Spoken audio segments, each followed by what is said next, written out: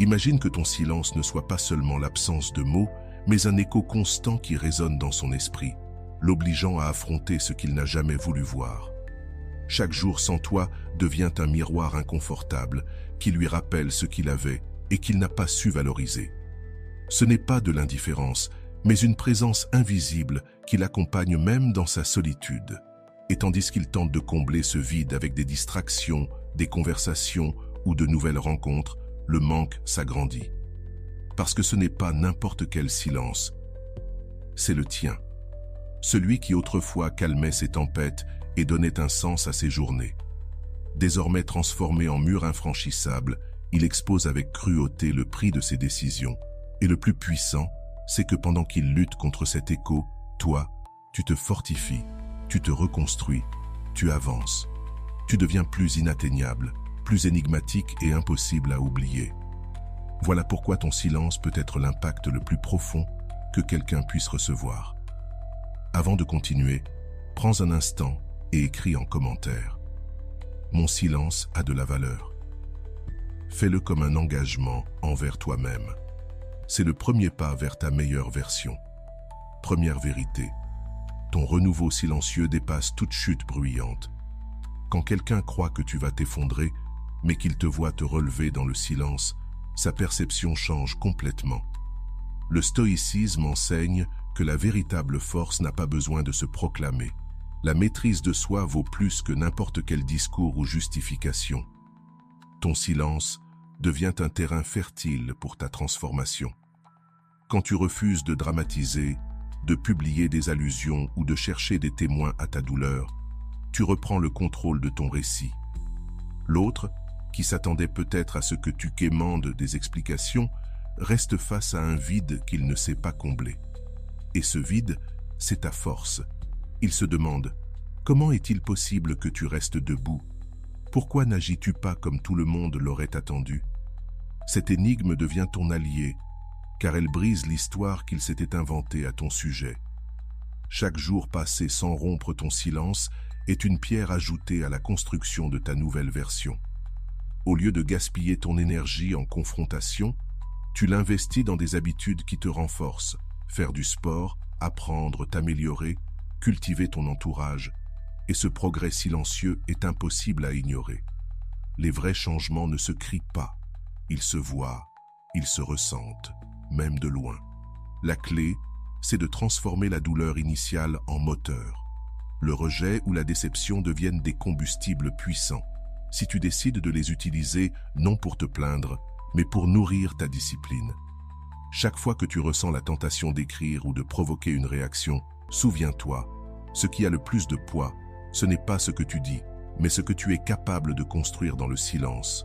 Ce contrôle de soi non seulement te fortifie, mais il attire. Parce qu'il révèle une personne indépendante, qui n'a pas besoin de validation extérieure pour se sentir complète. Ne cherche pas à tout prouver immédiatement. Le vrai changement ne se voit pas en 2 jours, il se forge dans la constance. Pendant que l'autre croit encore être au centre de ton attention, en réalité, tu écris un nouveau chapitre où ton bien-être devient le personnage principal. Et quand il se rend compte qu'il n'est plus au centre de ton univers, son regard change, même s'il ne l'avoue jamais. Avant de continuer, si tu n'es pas encore abonné à ma chaîne YouTube, je t'invite à le faire dès maintenant. En t'abonnant, tu seras informé de toutes mes nouvelles vidéos, ce qui te permettra de ne rien manquer de contenu précieux. Rester en silence ne veut pas dire rester immobile. C'est travailler sur toi avec une telle détermination que, lorsque le moment viendra, ta seule présence suffira à révéler le changement. Reconstruis-toi sans bruit et ta transformation sera authentique, car elle naîtra de ton engagement envers toi-même et non du besoin d'impressionner quelqu'un. Bien sûr, il y aura des jours où l'envie de rompre le silence sera forte, surtout quand les souvenirs blessent encore. Mais c'est précisément dans ces instants que ton autocontrôle compte le plus. Chaque victoire silencieuse, répétée, forge ton caractère. La patience stoïcienne t'enseigne que ce que tu bâtis en silence aujourd'hui parlera pour toi demain, sans que tu aies besoin de dire un mot. Avec le temps, ton entourage verra que tu n'es plus la même personne. Ceux qui t'ont sous-estimé ressentiront le contraste, non parce que tu auras voulu leur prouver quelque chose, mais parce que ta vie sera devenue la preuve vivante que le plus grand des changements se construit à l'abri des regards. Se relever en silence, c'est renoncer à la validation immédiate pour obtenir une victoire plus profonde et durable, celle qui consolide ton indépendance, renforce ta valeur et montre que tu n'as pas besoin de bruit pour démontrer ton pouvoir. Deuxième vérité, se taire brise les chaînes et révèle les jeux cachés. Le stoïcisme enseigne que le silence n'est pas un vide, mais un espace de pouvoir. Là où tu choisis de ne plus nourrir ce qui ne dépend pas de toi, tu reprends le contrôle. La véritable force n'est pas de contrôler les autres, mais de contrôler ta réaction face à eux. Quand tu refuses de réagir à chaque geste ou chaque provocation, tu brises un schéma qui durait parfois depuis des années. Avant, un message ou une parole suffisait à changer ton humeur. Ils le savaient et en profitaient. Mais le jour où tu choisis de te taire, tu détruis leur pouvoir sur toi. Le silence les désarme. Sans ta réaction, leur jeu s'effondre. Alors, tu découvres leurs vraies intentions. Des messages ambigus, de fausses nostalgies, des gestes qui paraissent affectueux, mais qui ne sont que des tests pour voir si tu es encore disponible. Le silence agit comme une lumière qui expose ce qui était caché. Tu comprends que beaucoup de leurs actions n'étaient pas de l'amour, mais des stratégies pour te garder accroché. Et quand tu choisis de ne plus répondre, tu ne protèges pas seulement ta paix, tu envoies un message clair, tu n'es plus manipulable. Bien sûr, ce choix demande discipline. La tentation de vouloir comprendre, de vouloir obtenir des explications sera là, mais chaque fois que tu cèdes, tu leur rends le contrôle. Tandis que si tu maintiens ton silence, tu récupères toute ton énergie et tu la réinvestis en toi, dans tes projets, tes habitudes, ton avenir. Et ce changement, crois-moi, se remarque, même à distance. La personne qui contrôlait ton humeur sent qu'elle perd son influence. C'est alors qu'elle redouble d'efforts, envoie des messages, provoque ou se montre froide pour te faire craquer. Mais tout cela n'est qu'un signe. Le pouvoir n'est plus entre ses mains. Ton silence devient un filtre puissant. Il révèle qui reste par sincérité et qui s'évapore quand il ne peut plus te manipuler. C'est ainsi que beaucoup de relations qui paraissaient profondes se dissolvent, parce qu'elles ne reposaient que sur un échange émotionnel déséquilibré. Ce qui reste, c'est le vrai, le solide, le durable. Le silence n'est pas de l'indifférence. C'est une forme de respect envers toi-même. C'est dire « ma paix vaut plus que vos jeux, vos manipulations ou vos drames ». Avec le temps, cette posture redéfinit ton identité. Tu n'es plus la personne qui réagit à tout, mais celle qui choisit où investir son énergie. Et cette indépendance émotionnelle devient magnétique. Car au fond, le silence n'est pas une arme pour attirer ou repousser quelqu'un. C'est un chemin pour bâtir une vie où tu es enfin le centre de ton propre équilibre. Commence à écrire ton histoire au lieu de laisser les autres l'écrire pour toi. Là réside le véritable pouvoir. Ne laissez personne d'autre décider comment tu te sens, comment tu agis ou comment tu penses. Troisième point. Le rejet ferme une porte, mais le silence ouvre celle du remords. Quand quelqu'un te rejette, ton instinct naturel est de vouloir expliquer, insister ou prouver à cette personne ce qu'elle perd. Mais dans cet élan, on finit souvent par donner plus que ce que l'on devrait, en épuisant son énergie et sa dignité. Le silence, lui, est une réponse qui ne supplie pas et ne justifie rien. C'est un message invisible qui s'imprime dans l'esprit de l'autre sans qu'il ait la possibilité de le contester.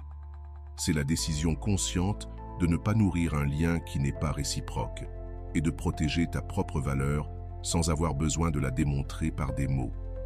Selon le stoïcisme, se taire face à ce qui échappe à ton contrôle est un acte de force, car cela prouve que la vraie bataille se gagne à l'intérieur de toi-même, pas dans l'approbation extérieure. En restant silencieux, tu refuses de participer à un jeu émotionnel où l'autre détenait le pouvoir. Tu brises le schéma de réaction attendue et, sans le chercher, tu sèmes le doute. Cette absence de mots devient un écho qui résonne dans son esprit, l'obligeant à repenser ce qui s'est passé.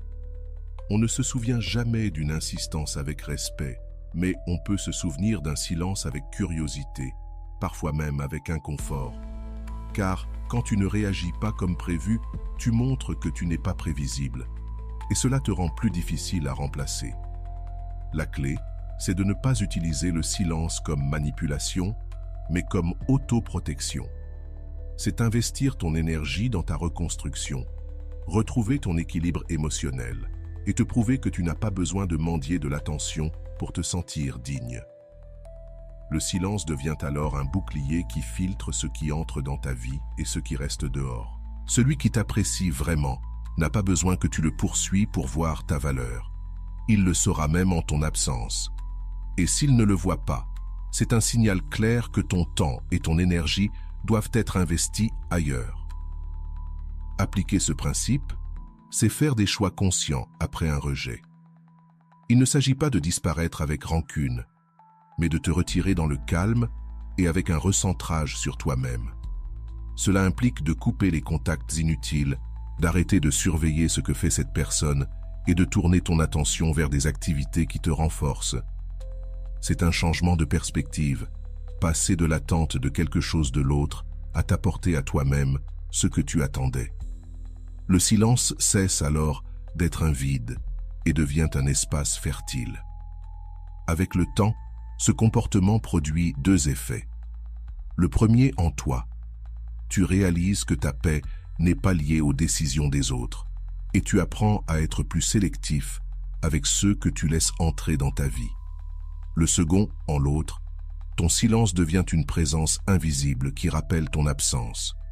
Et cette absence vaut souvent plus que n'importe quelle parole. Pas parce que tu cherches une revanche, mais parce que ta vie continue et cela provoque inévitablement une comparaison. Le plus difficile est de maintenir ce silence quand la douleur brûle encore. C'est pourquoi il est essentiel de remplir cet espace par des actions qui construisent et non par des pensées qui détruisent. Investis dans ton bien-être physique, renforce ton cercle social, consacre du temps à tes projets personnels et à tout ce qui te donne du sens. Plus ta vie est riche et épanouie, moins tu ressentiras le besoin de rompre ce silence pour obtenir des miettes d'attention. Et si un jour cette personne revient, ce ne sera pas à cause de ce que tu as dit, mais à cause de ce que tu n'as pas eu besoin de dire. Le rejet ne définit pas ta valeur, mais ta réaction. Oui, le silence est une réponse qui ne cherche pas à convaincre, mais à préserver. C'est une déclaration silencieuse. Ton temps, ton énergie et ta paix sont trop précieux pour être gaspillés à convaincre quelqu'un qui ne le voit pas. Et dans cet acte de retrait discret, commence le vrai chemin de ta guérison. Peut-être même, sans que tu le veuilles, laisses-tu la porte ouverte pour que le remords vienne s'installer dans la conscience de celui ou celle qui t'a laissé partir. Quatrième point. Personne ne peut occuper la place que tu as eue. Le stoïcisme enseigne que ce qui est authentique ne peut pas être remplacé par quelque chose de superficiel, car la véritable valeur ne se mesure pas à la vitesse à laquelle on essaie de combler ton absence. Rappelle-toi ceci en 30 mots. Ce qui est authentique reste en mémoire, même si d'autres essaient de le recouvrir par ce qui est immédiat. Quand une personne te remplace trop vite, comprends que cela ne concerne pas ta valeur, mais son incapacité à affronter le vide laissé. Ce remplacement agit comme un pansement posé à la hâte. Il cache la blessure en surface, mais à l'intérieur, elle reste ouverte. Ce que tu offrais n'était pas une série de gestes ou de routines, mais une profondeur émotionnelle qu'on ne peut pas imiter facilement. Cette connexion, avec son histoire et ses nuances, ne s'efface pas avec la présence de quelqu'un de nouveau. Souvent, celui qui court vers une substitution immédiate cherche simplement à fuir le silence, les souvenirs ou l'inconfort d'affronter sa propre responsabilité dans la perte. Mais tôt ou tard, ce bruit extérieur s'éteint, et quand il s'éteint, les comparaisons deviennent inévitables. Pas parce que tu les provoques, mais parce que ce qui est authentique laisse une empreinte différente, qu'aucune relation superficielle ne peut effacer. C'est là que ton attitude devient cruciale. L'erreur serait de te comparer, de te demander si cette nouvelle personne est mieux que toi, ou si elle offre ce que tu n'as pas donné. L'approche stoïcienne te rappelle de ne pas te mesurer à l'extérieur, car l'extérieur n'est pas sous ton contrôle. Ta valeur ne diminue pas parce que quelqu'un occupe ta place momentanément. Elle se confirme, au contraire, par le fait que pour t'oublier, un remplacement a été nécessaire. Cela seul suffit à prouver que ta présence comptait. Évite la comparaison, protège ton esprit. Chaque fois que tu penses à ce remplacement, tu nourris une idée de perte, alors que ce que tu perds vraiment, c'est l'occasion de construire ta paix intérieure. Reste concentré sur toi, sur tes objectifs, sur ton bien-être. Cela t'affranchit du cercle vicieux où ta valeur dépend de ce que l'autre fait ou ne fait pas. Car avec le temps, le contraste devient évident. L'intensité de la nouveauté s'épuise, puisque ce qui est né de l'urgence d'oublier n'a pas de racines solides. Alors, la mémoire reprend sa place. Les moments vrais que vous avez partagés, la compréhension mutuelle, les détails uniques. Tout revient dans l'esprit de celui qui a voulu te remplacer. Et cela, sans que tu bouges le petit doigt. Ne confonds pas cela avec l'attente de son retour. Le but n'est pas qu'il revienne, mais que tu préserves ta dignité. Le stoïcisme te rappelle que l'important n'est pas leur réaction, mais ta stabilité. En gardant ton calme, sans te comparer ni entrer dans une compétition invisible, tu restes dans une force intérieure qu'on ne peut t'enlever. Cette sérénité, celle qui vient de l'acceptation que ta valeur est unique, préserve ta paix. Tu n'as rien à prouver. Tu n'as pas à te battre pour un espace que tu avais déjà occupé de manière authentique. Si quelqu'un tente de le remplir avec du superficiel, cela ne t'enlève rien. Au contraire, cela confirme que ce que tu offrais ne peut être remplacé. Dans le silence de ton retrait et dans la constance de ton propre progrès, tu envoies un message plus fort que n'importe quelle parole. Tu ne te bats pas, tu n'imites pas, tu ne te rabaisses pas à mesurer ta valeur au choix d'autrui. Ce qui est authentique ne se remplace pas. Et tu es la preuve de cette vérité. Un remplacement peut occuper du temps et de l'espace, mais il ne remplira jamais le vide d'une connexion réelle. Et c'est là que réside ta plus grande force. Savoir que ce que tu as été et ce que tu as donné reste, même si d'autres essaient de le recouvrir de bruit passager. Le stoïcisme enseigne que tu n'es pas responsable de soutenir quelqu'un qui a choisi de te lâcher, car chacun doit porter le poids de ses propres décisions. 30 mots suffisent pour s'en souvenir. Ta paix et ta croissance sont ton devoir, non pas le sauvetage de ceux qui se sont effondrés pour ne pas avoir su te préserver. Quand tu étais présent, peut-être ne te rendais-tu pas compte de l'équilibre que tu apportais à la vie de cette personne. Tu étais un point d'appui, une référence émotionnelle, un centre stable auquel elle pouvait s'accrocher. Tes paroles calmaient, tes gestes organisaient et ta seule présence mettait de l'ordre dans son chaos. Mais lorsque tu choisis de te retirer pour prendre soin de toi, les fissures que tu recouvrais de ton énergie deviennent visibles. Ce qui paraissait solide commence à se briser. Et ce n'est pas parce que tu as causé un mal, mais simplement parce que ton soutien n'est plus là pour masquer tes faiblesses. Ce dérèglement n'est pas une vengeance, c'est la conséquence naturelle d'un déséquilibre qui existait bien avant ton départ. Tu ne l'as pas créé, tu le portais seulement. Dès que tu décides de ne plus porter ce poids qui ne t'appartient pas, la structure révèle son véritable état. Voir cela peut provoquer des émotions mêlées, soulagement d'être libéré, mais aussi malaise ou culpabilité face à sa chute. C'est là que la clarté d'esprit devient essentielle. La tentation de revenir pour l'aider à se stabiliser peut être forte, surtout si ta nature est protectrice. Mais se réengager, c'est reprendre un rôle que tu ne veux plus jouer. Le stoïcisme te rappelle que tu ne peux pas contrôler les actions des autres, seulement les tiennes. Si tu as choisi de prioriser ton bien-être, tout ce qui contredit cette décision t'éloigne de ton propre progrès. Rester concentré sur toi n'est pas de l'égoïsme, mais de la responsabilité personnelle. Lorsque tu prends en charge les problèmes émotionnels de quelqu'un qui n'a pas su protéger le lien que vous aviez, tu retardes son apprentissage. Car, même si tu crois aider, tu ne fais que tendre un filet qui l'empêche de toucher le fond dont il a besoin pour rebondir. En le protégeant des conséquences de ses choix, tu le prives de l'expérience qui pourrait le transformer. La pitié peut brouiller tes perceptions. Tu peux croire que ton aide est nécessaire pour qu'il avance.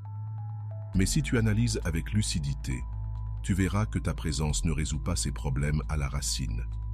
Elle ne fait que anesthésier les conséquences de ses décisions. Et une vie anesthésiée se reconstruit rarement sur du solide. La culpabilité, elle, est une illusion. Elle naît de l'idée que tu avais plus de pouvoir que tu n'en avais réellement. Tu n'es pas l'architecte de sa vie. Au mieux, tu n'as été qu'un soutien temporaire. Mais la construction et l'entretien de sa stabilité lui appartiennent entièrement. Comprendre cela est libérateur, car tu poses enfin la charge qui n'aurait jamais dû être la tienne. Continuer d'avancer, pendant que l'autre affronte son effondrement, ne fait pas de toi quelqu'un d'insensible. Cela prouve simplement que tu restes fidèle à ta décision de ne pas revenir vers ce qui t'a épuisé. Cela signifie que tu choisis ta paix plutôt que le drame, ton évolution plutôt que les vieux schémas.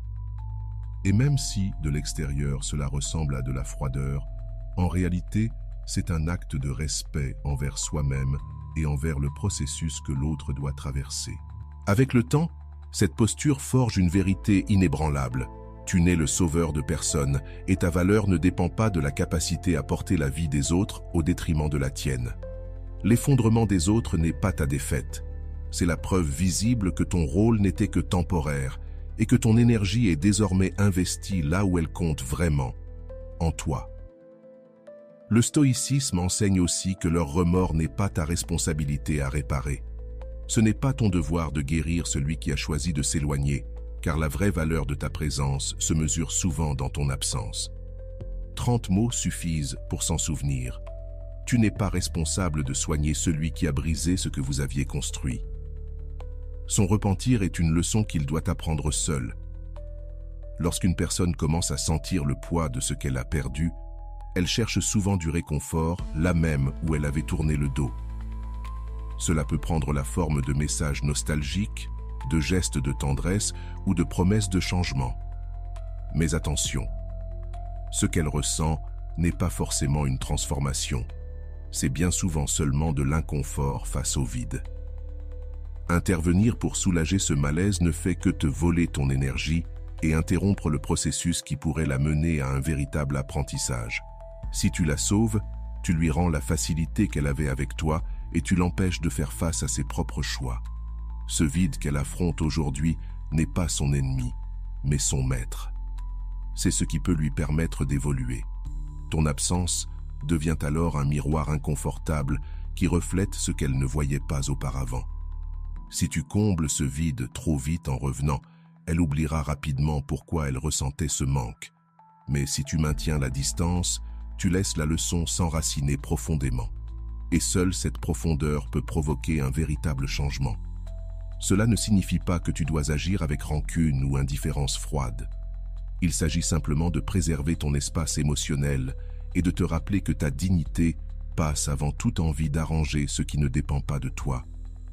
Très souvent, ce désir de sauver l'autre vient plus de ton besoin d'éteindre ton propre malaise que d'un amour véritable. Le stoïcisme est clair. Tu ne contrôles pas les actes des autres, mais seulement ta manière d'y répondre. Et répondre avec fermeté et distance peut être un acte d'amour de soi plus puissant que n'importe quelle réconciliation précipitée. Les signes de remords peuvent troubler. Un message affectueux, un appel inattendu, une référence aux bons souvenirs. Tout cela peut réveiller des émotions contradictoires, mais là encore, la lucidité est ta meilleure alliée. La nostalgie n'est pas une preuve de changement, c'est juste une émotion passagère. Le vrai changement s'exprime par des actes répétés dans le temps, pas par des élans soudains dictés par la solitude.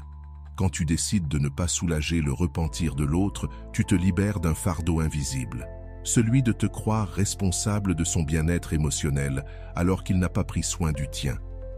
Tu ne te définis plus par ce que tu arrives à soutenir chez les autres, mais par ta capacité à te soutenir toi-même. Cette indépendance émotionnelle te renforce et trace des limites claires entre relations saines et liens toxiques. Bien sûr, il y aura des moments où cette décision semblera dure. Tu pourrais croire que ne pas répondre, c'est perdre une dernière chance de sauver quelque chose de précieux. Mais rappelle-toi ceci, si ce lien était vraiment précieux, il n'aurait pas eu besoin d'en arriver là pour être préservé. Ce qui se perd par manque d'attention ne peut, peut-être, se retrouver qu'après un profond processus de prise de conscience. Et ce processus ne t'appartient pas, il revient à celui qui a laissé filer ce qu'il possédait. Tenir fermement cette posture ne protège pas seulement ta dignité. Cela ferme les cercles inachevés et t'empêche de rester piégé dans des répétitions douloureuses. Cela libère ton énergie pour la consacrer à des relations, des projets et des expériences qui nourrissent vraiment ta vie. Le repentir de l'autre, aussi intense qu'il paraisse, n'est que le début d'un chemin qu'il doit parcourir seul. Si tu interviens trop tôt, tu l'éloignes de sa propre leçon. Rester ferme n'est pas de la froideur, c'est du respect.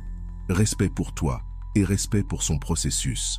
Car au final, la paix que tu gagnes en ne portant pas ce qui ne t'appartient pas vaut infiniment plus que toute tentative de ressusciter ce qui t'a un jour détruit. Enfin, le stoïcisme enseigne que ton absence donne de la puissance à tes paroles.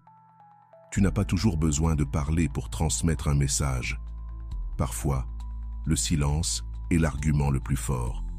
30 mots suffisent pour s'en souvenir. L'absence maîtrisée peut avoir plus d'impact que n'importe quel discours. Quand tu étais présent et disponible, il était facile que tes paroles et tes gestes passent inaperçus. La familiarité a cet effet.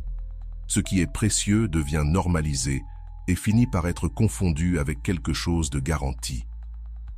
Mais lorsque tu décides de te taire et de t'éloigner, tout ce que tu donnais sans compter commence à peser autrement. Ce message du matin qui n'arrive plus, cette attention constante qui n'est plus là, ces petites marques d'intérêt qui paraissaient routinières. Tout devient un écho inconfortable qui résonne dans l'esprit de celui qui les a perdus. Le silence est inconfortable pour celui qui n'y est pas habitué. Au début, il cherchera à combler ce vide par des distractions ou d'autres voies, mais rien n'aura la même saveur, car l'empreinte que tu as laissée ne se remplace pas si facilement. C'est dans ce contraste que ton véritable poids se révèle. L'absence oblige à se souvenir, et ce souvenir ne peut être manipulé ni effacé. Ton rôle n'est pas de courir expliquer pourquoi tu n'es plus là, ni de justifier ce que tu as donné, ni encore de souligner sans cesse ce que tu as apporté. Le véritable impact naît lorsque tu laisses l'autre relier seul les points. C'est comme retirer une mélodie de fond. On ne réalise combien elle emplissait l'espace qu'au moment où elle disparaît. Le silence devient alors un miroir qui renvoie à l'autre tout ce qu'il tenait pour acquis. Ce principe n'est pas une passivité, c'est une action stratégique. En n'intervenant pas, tu conserves ton énergie et tu sors d'une dynamique où ta valeur dépend de la rappeler sans cesse à quelqu'un d'autre. L'absence parle pour toi et elle le fait avec plus de force qu'aucun discours. La clé, c'est de résister à la tentation de briser ce silence pour obtenir une réaction immédiate. Peut-être recevras-tu des signes qui ressemblent à de la curiosité ou du regret, un message soudain, une mention sur les réseaux, un salut inattendu. Mais si tu réponds impulsivement, tu dilues l'effet accumulé de ton absence. Ici, la patience est fondamentale. Le véritable impact ne se mesure pas en heures ni en jours, mais dans la profondeur du vide que tu laisses. Ce silence soutenu te profite aussi. Puisque tu ne dépenses plus ton énergie à démontrer ta valeur, tu peux l'investir dans ton propre renforcement. Tu te recentres sur ton évolution personnelle, tes objectifs, ton bien-être physique et émotionnel. Le contraste entre la personne que tu étais dans une relation de contact constant et celle que tu deviens dans l'absence parle plus fort que tout. Celui qui te sous-estimait commence à rejouer dans son esprit, encore et encore, chacun de tes gestes. Ce café partagé, cet appel de soutien dans les moments difficiles, cette façon d'être là sans rien demander. Tout prend un poids différent une fois que ce n'est plus accessible. Cette expérience peut réveiller du regret ou le désir de te retrouver, mais ce n'est pas quelque chose que tu dois précipiter. Le silence n'est pas une provocation, c'est une chance offerte à l'autre de voir clairement ce qu'il n'avait jamais vu quand tu étais présent. Et dans le fond, ce processus redéfinit aussi ta propre valeur. Tu comprends que tu n'as pas besoin d'insister pour être important et que le respect véritable se construit quand tu refuses de mendier de l'attention. Tu récupères ton énergie, car tu ne l'emploies plus à soutenir des conversations unilatérales, mais à nourrir ta vie et tes projets.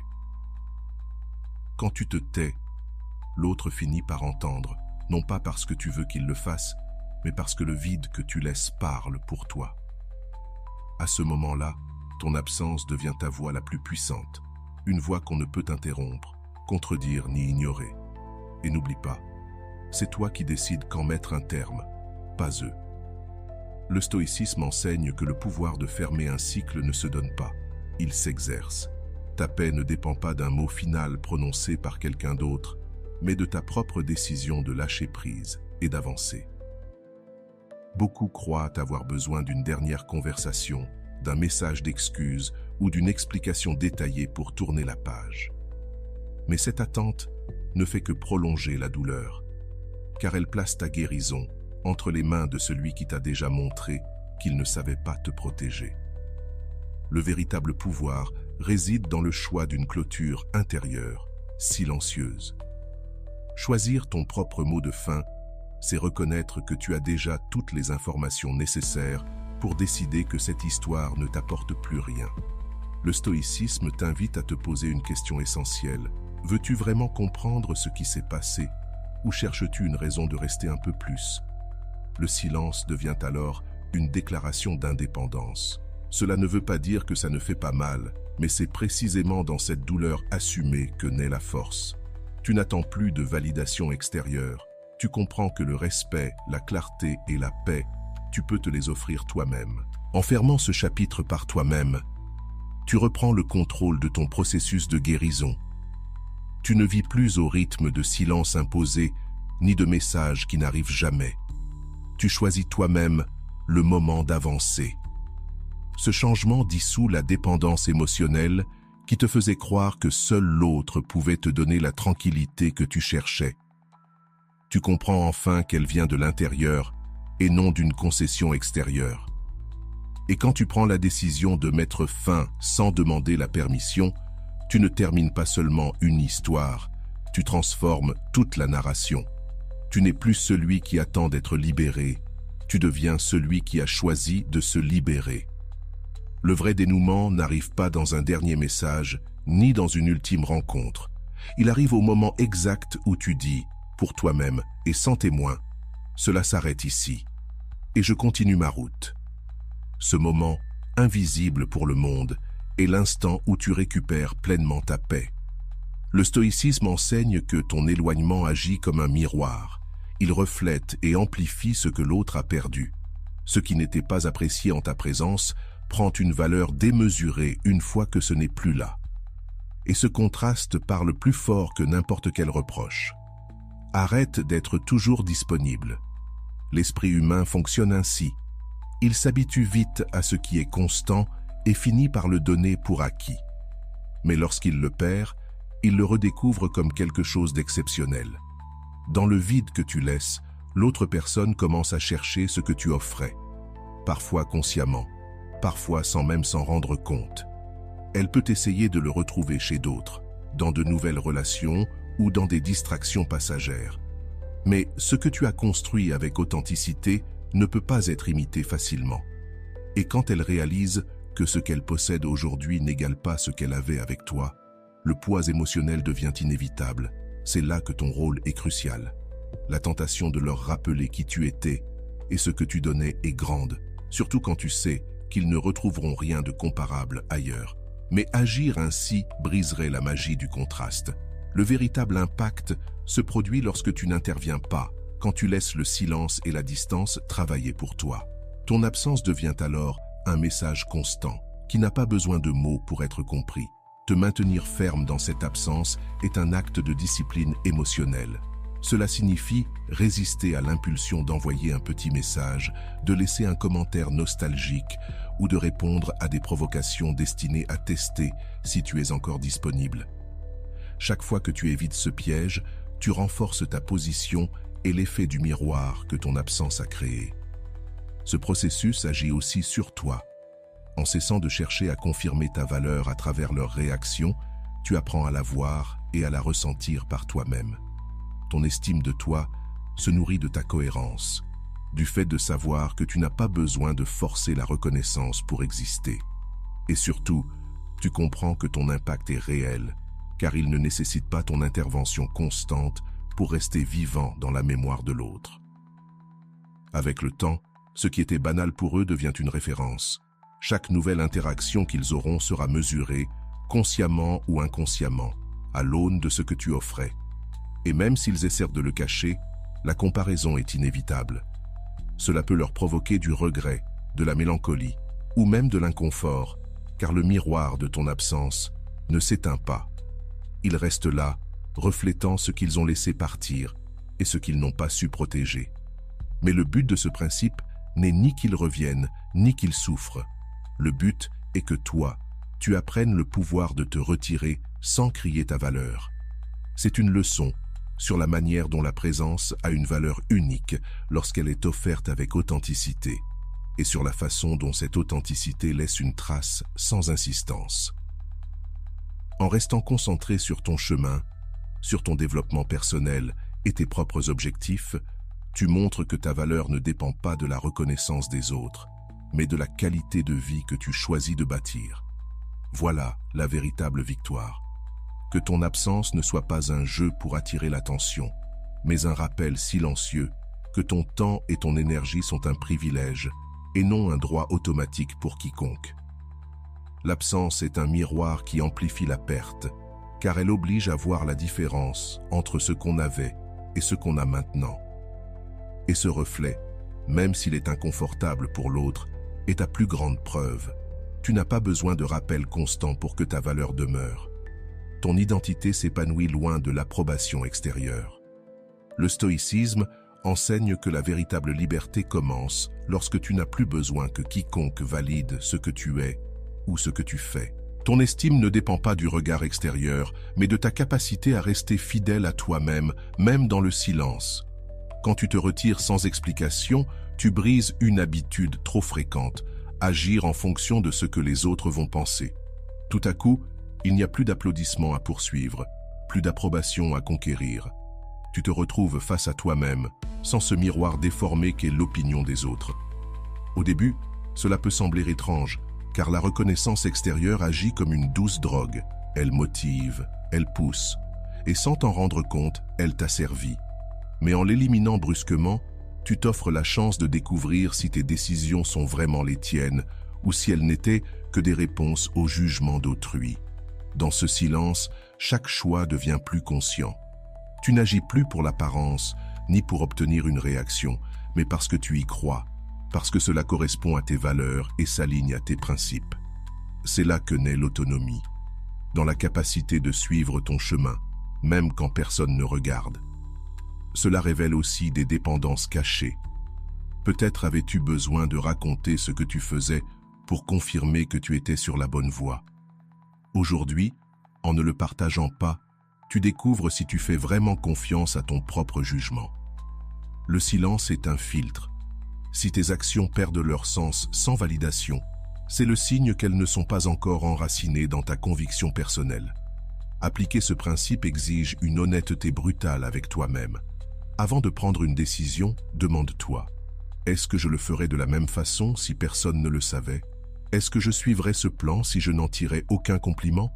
Si la réponse est oui, alors tu agis depuis ton centre.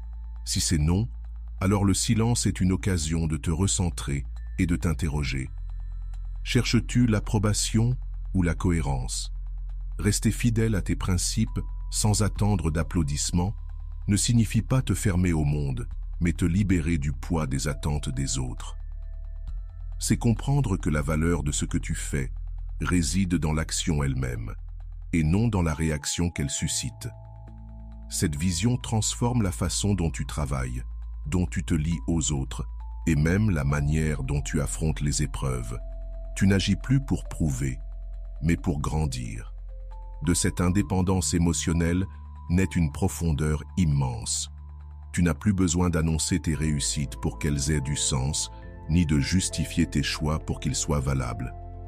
Tu avances avec la sérénité de savoir que ta boussole intérieure suffit, et cela t'accorde un pouvoir immense, celui de prendre des risques, de changer de direction ou de rester ferme sans craindre le jugement extérieur. Avec le temps, cette manière d'agir devient un filtre naturel pour tes relations.